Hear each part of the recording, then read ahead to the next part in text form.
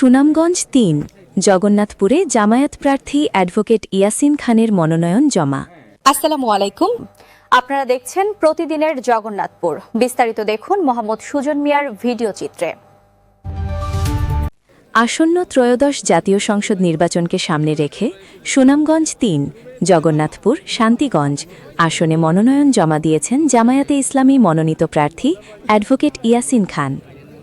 ২৯ December সোমবার বিকেলে তিনি জগন্নাথপুর উপজেলা পরিষদ কার্যালয়ে গিয়ে উপজেলা নির্বাহী কর্মকর্তা ইউএনও ও সহকারী রিটার্নিং অফিসারের কাছে তার মনোনয়ন ফর্ম আনুষ্ঠানিকভাবে জমা প্রদান করেন।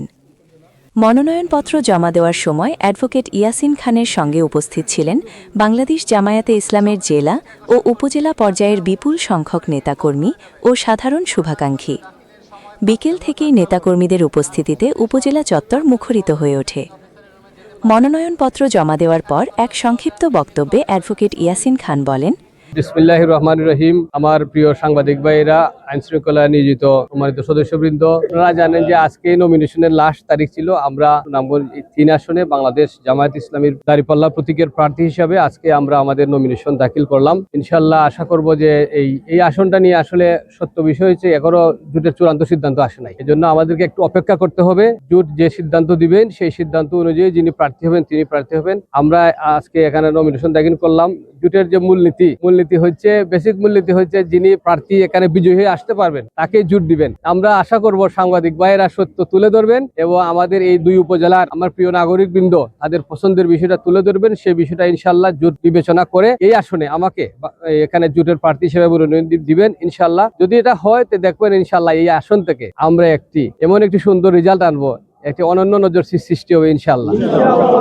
আপনাদের সকলের সহযোগিতা চাই। যারা দীর্ঘক্ষণ কষ্ট করলেন সকলের প্রতি কৃতজ্ঞতা জানাই। বিশেষ করে সাংবাদিক ভাইয়েরা, আপনারা অনেকক্ষণ যাবৎ অপেক্ষা করছেন। আল্লাহ রাব্বুল আলামিনের কাছে দোয়া করি আপনাদের সকলের কষ্ট সুফল হোক এবং আমরা এই আসনে ন্যায় এবং ইনসাফ ভিত্তিক সমাজ প্রতিষ্ঠার জন্য একটি গুরুত্বপূর্ণ ভূমিকা রাখি। আমাদের জগন্নাথপুর এবং শান্তিগঞ্জে আমরা একটি সামাজিক সুবিচারপূর্ণ সমাজ কায়েম করি।